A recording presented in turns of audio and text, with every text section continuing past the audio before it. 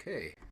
Hi, Gabby. Okay, we're still here. I Hi, think Leo. I think we're here, and I think Okay. we have the chance to talk about Canto Mestizo and yeah, the Unaccompanied Project. Yeah, well, I wrote this for you, Leo, and I had very much in mind that you played so much of my music, and you, even the music you haven't played, you've heard so much of my music, so you've just kind of had a prism from all kinds of angles into this universe that I've been in since I was a kid. Um, and I didn't write anything, I don't think, too complex. I like the relatively straightforward nature of just climbing up and then coming back down and then ending with a reprisal of the beginning. Um, I was saying to you that I almost didn't put any markings, which is not like me at all. I'm usually so careful with my articulations, and um, even if the bowings are changed, they indicate the sense of it, like a phrasing of it that makes sense to players, and dynamics and all, because of the fact that you have played so much stuff. And I think it would be really nice if you didn't feel emboldened to anything that's on this page, um, other than the pitches and the basic rhythms. I even give you permission, like espressivo to me means you can pull it about and not even observe strictly the rhythms if it's somebody that knows what you have been doing for over many years. So I would suggest that we take that attitude that this Okay. first performance you have coming up is just one of many, and you can play it differently each time. Um, yeah, that's my general thought for it. Great. Well, I have to say, I have heard you speak with young composers, and and instill in them the need to be clear about your wishes and communicate clearly your your phrasing, your dynamics, your everything. And so I really appreciate the trust. And I think I have played um, a number of your pieces before, and I've heard more, and I do feel like I have a sense of the sound world, but I always want to try to start from whatever your intentions are, or at Mm-hmm. least the Mm-hmm. initial kernel of the idea. So um, this being the first reading and having just had a couple of days with it, I will try to start from what you sort of sketched out, but I'll also play with it and try to be free and expressive within it. Mm-hmm. Um, you had mentioned just before I read it for you, you had mentioned you sort of thought of it as a lullaby or As a what? a lullaby Yeah. in an early draft or an early communication to me about it. You said you had that in mind. Does it have any? Is it related to any actual lullaby in your past? No. No, not this one. I have done that. Only on a couple occasions. A lullaby, one that my mom sang to me, and one that I just knew. Not because I grew up with it, but when I was in grad school and I was researching sort of the archetypal Peruvian tunes that every Peruvian would know, and there was a lullaby that came up that is really beautiful. Um, I think my association with lullaby is it's often parental, a parental delivery to a child.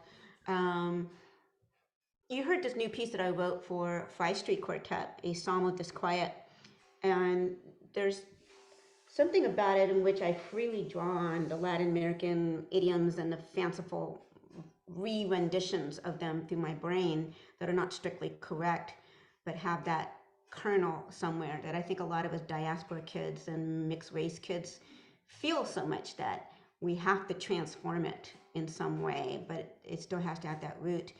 But what was striking to me about that string quartet you heard for Fry, it was kind of a reflection of the last even 5 years that everybody's been going through. The last 8 years, the last 10 years have been really tumultuous.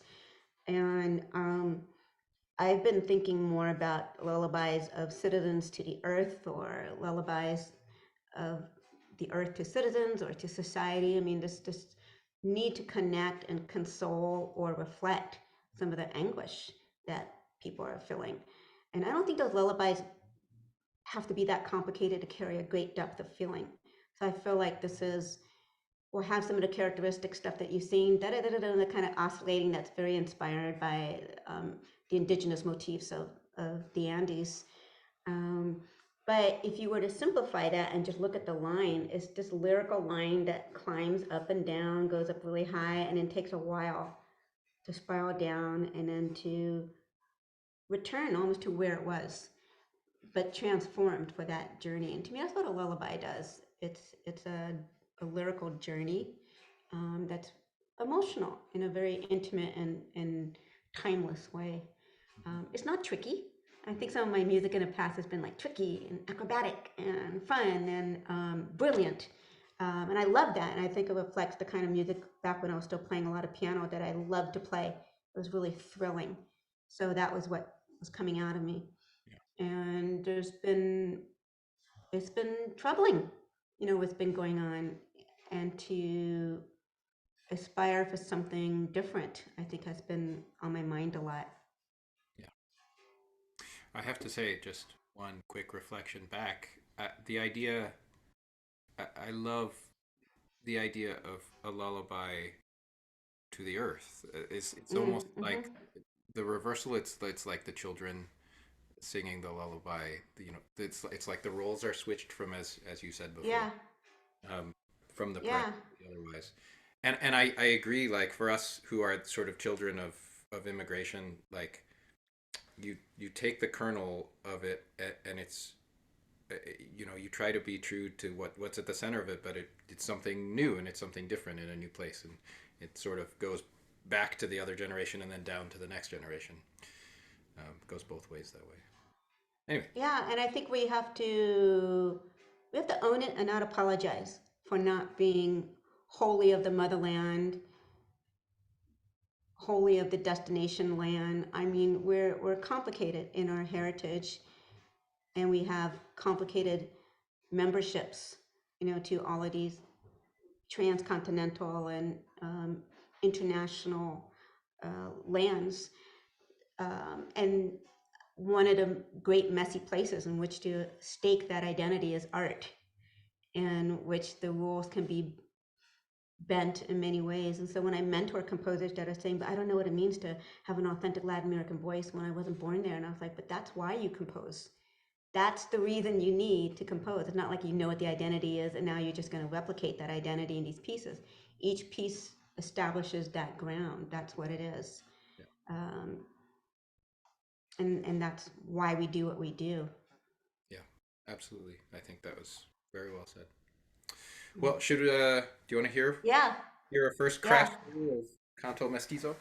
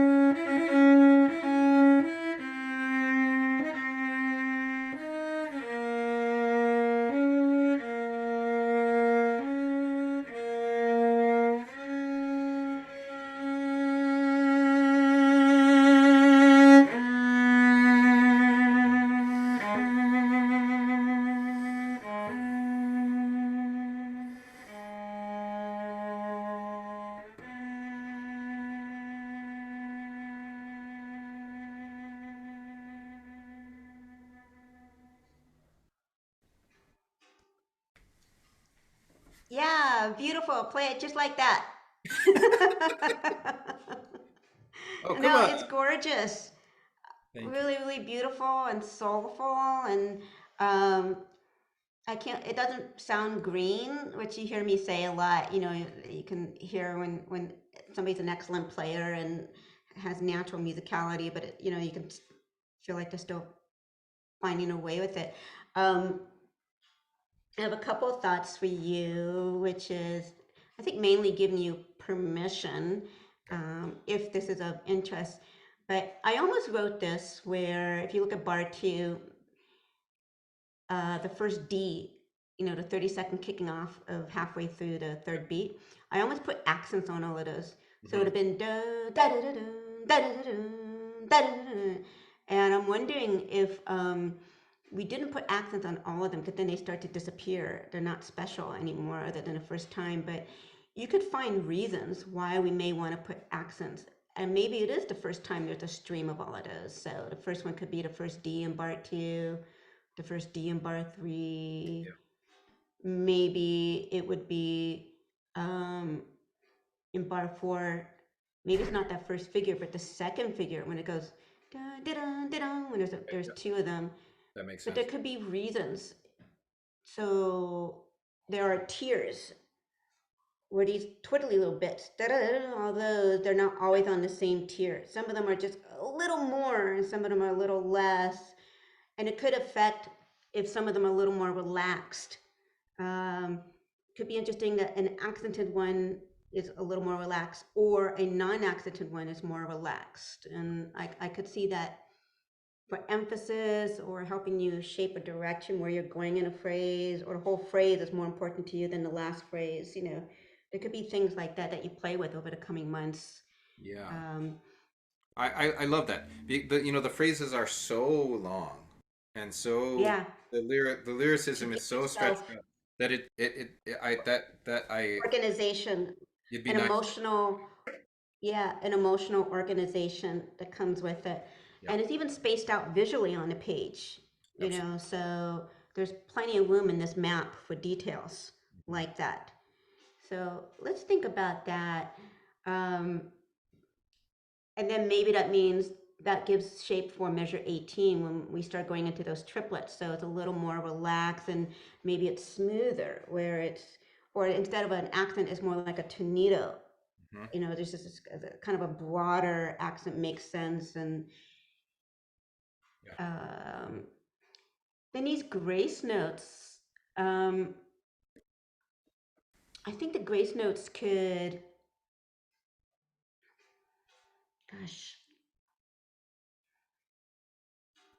I'm sort of thinking the same thing about either tiers, or variety, or reason to play some grace notes differently than others, or some of them more clipped. Um, you know, on the piano, we just go blink and that's it. It's like so little consequence for us to do grace notes, especially that we just flick our fingers. So that gives us a lot of leeway to just hold on to a flick or to even do it on the beat. Or um, so if there's something that fits with the choreography that you want to do emotionally, Okay. but maybe you could play with that too. Yeah. And hang on one sec. That is my mom, from whom I've inherited Peru. Mhm. So I'm going to decline my mother Oh no. and I'll call her back. Yeah, Please it's apologize totally fine. on Leo's It's behalf. just, I love the timing. I love the timing of it. Yeah. She heard her name being called. Excellent. Canto Mestizo. So, yeah, I'm just wondering about you finding, you know, like some grace notes you like. We can put accent marks in grace notes. I mean, we can define those further. Right now, I've made them all the same. I was also wondering, I know I have poco stringendo, but I'm wondering if we should slow it down by 28. Hmm.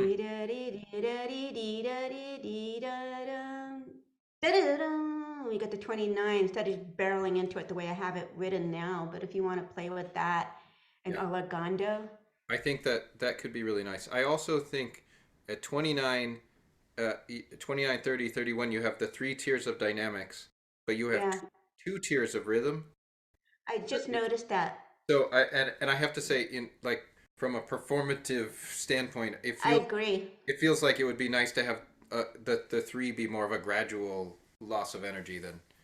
Yeah, you want to play with that? Yeah. I was wondering about like some sort of tuplet to relax it or fill up that beat, you know. Yep. Um, and then I was even thinking about like on bar 31. So right now, beat one is very delineated from beat two. Hmm. But if the F natural came somewhere inside of beat two, so it wasn't right on the beat, Uh-huh. then we're just that unraveling feeling. Yep. Okay. And it could even be, I don't know, we could play with it tight over to 32. Um, I'm wondering what it would feel like for all the glisses to have a longer gliss, Okay. like a more apparent gliss. Okay. Um, I often do my glisses with tremolos. Hmm. You notice that, and I'm kind of missing it, but Uh, I'm not sure if I'm missing it just because it's habit or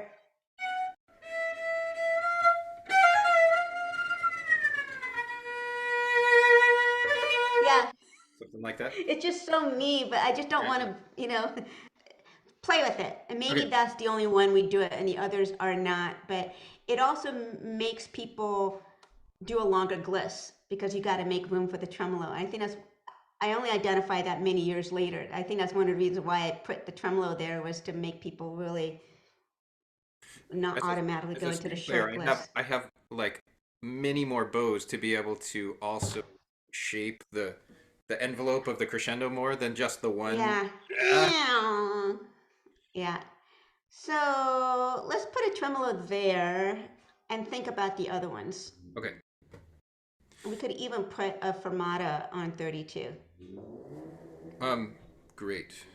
As now, on the subject of glisses, and you also mentioned grace notes a few minutes ago.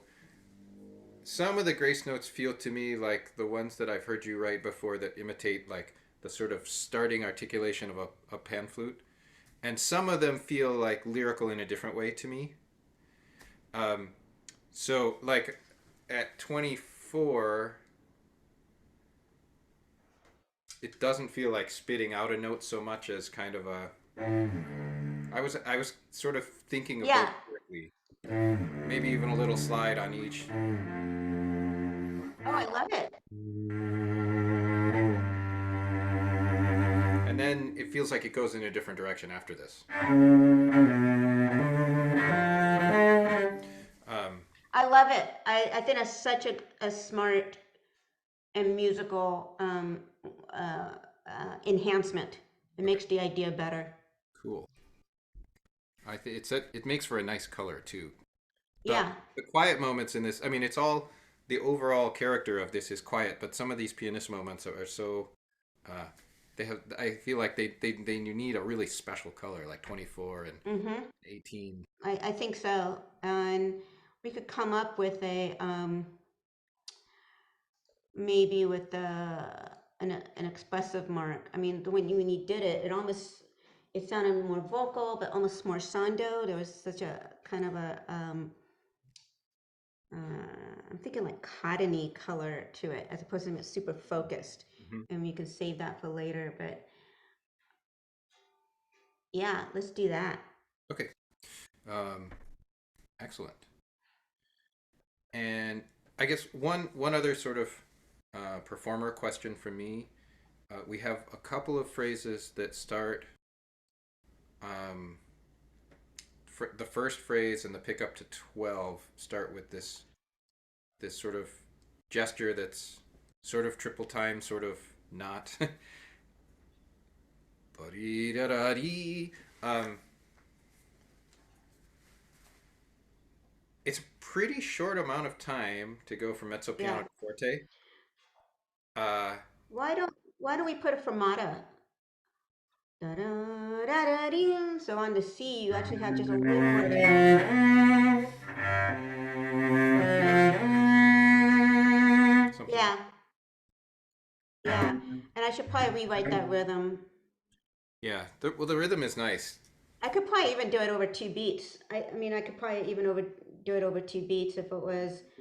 Um, And continue to grow through the beat. The start. yeah. So if it was a G grace note going to a C, that was a quarter note, Okay. and then the C is tied over to a triplet. First note of the triplet is another C, F sharp, F, da da da da dee, or da da da da dee, Okay. da, da, da. Yeah, Something like that. yeah, yeah. Where the F sharp's a little longer than the F natural. Yeah. Da dum pee da dee. Okay. Mhm. Beautiful. Yeah. That's And I think you could do that, a similar thing going into 12. Well, you could just put a fermata on the C. Da, da, da, da, ding. Yeah, beautiful. okay. It's kind of nice, actually, then to have the chance to separate the bows and start the G, the low G on a separate bow to give it ba da da dee to get. Absolutely. Yeah. Okay. Excellent. Great. Well, I have to say that I have some remaining questions, but since you've given me permission to chew on some like accents on some of the fiddly things and some extra sort of punctuation in the long lyrical phrases, um, I think I might sit with them then and maybe send the questions along. At the Yeah. one of the things in particular is that like 30 the descent 36, 37, 38, 39, 40 is such a long descent. Um, I mean, it's hard as a performer the to keep pulling everybody's attention. I think So the accents are going to help them so yeah, I think so too. Like it'd be nice to because add. it gives another, yeah, it gives another level, and I'm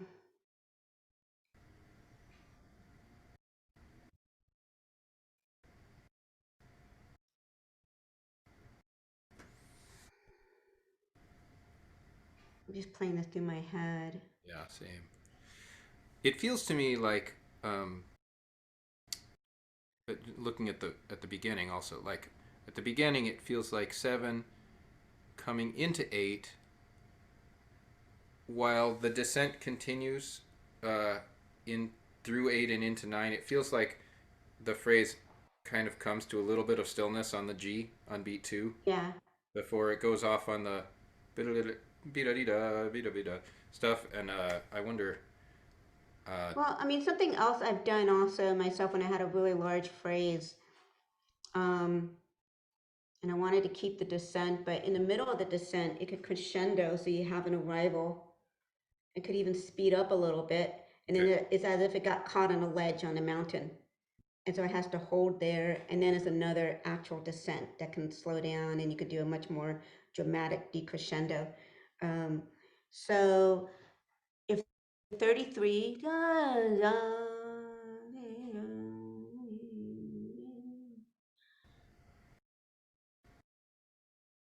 it goes up to the D sharp, so we could think of a crescendo. bring it sort of back up when it goes up to the D sharp. Yeah, I would think of a hairpin somewhere between 34, 35, and then we've got 39 and as a marked in decrescendo, but that doesn't have to happen. I'm even wondering about, I would have to sit and play with it. Maybe there's two hairpins in here. Okay, excellent.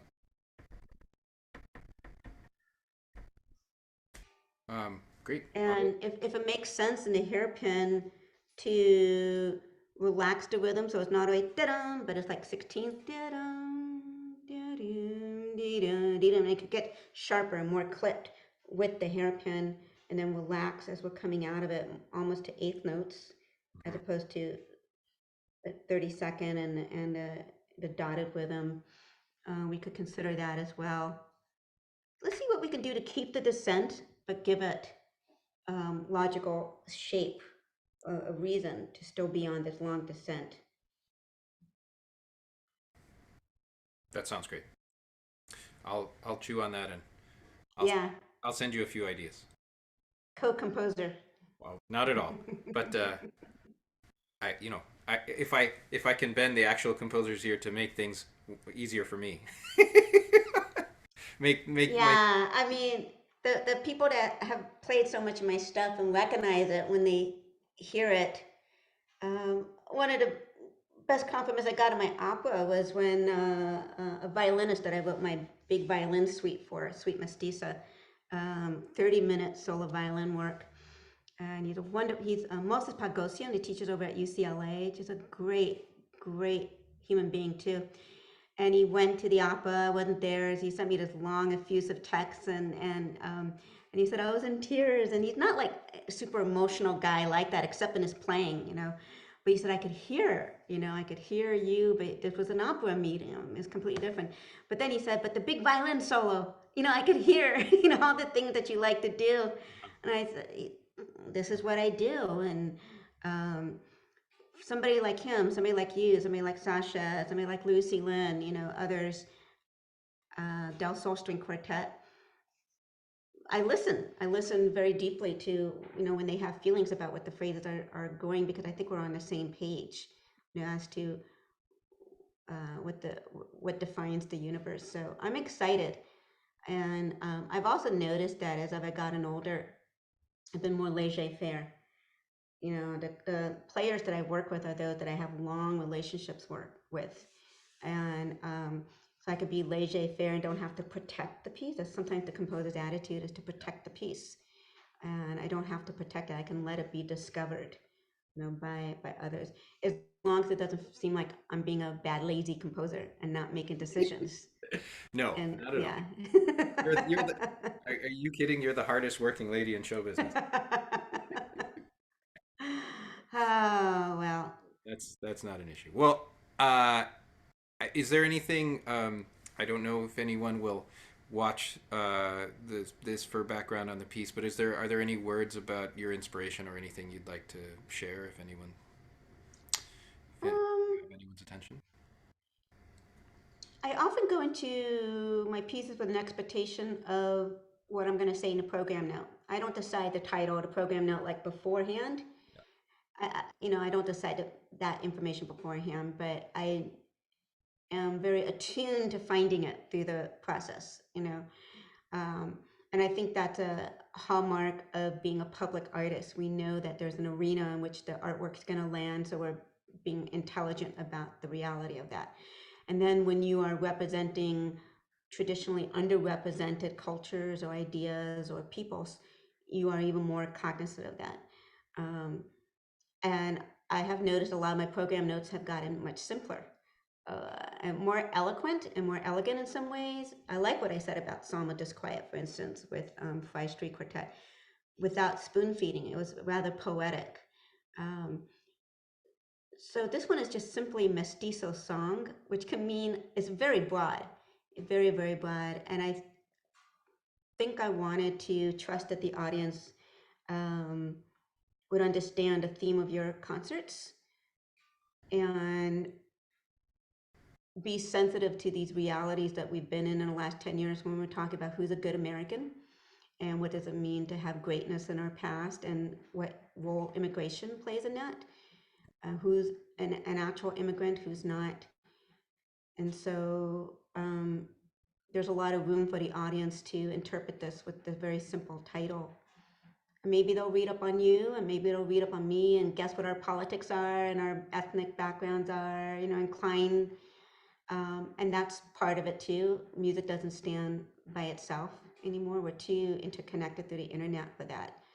And that's how I talk to my composers. Be ready for all this extra musical stuff to get into the conversation. So you can try and dictate it with a strong title and a program note for one piece, or a more relaxed one for another piece. And none of it's necessarily wrong. Yeah. So this one I have a more relaxed approach. Well, beautiful. It's lovely and profound, and I can't wait to share it with audiences. So Thank you, Leo, thank you so my much for friend. the gift of the piece and your talents and just your time.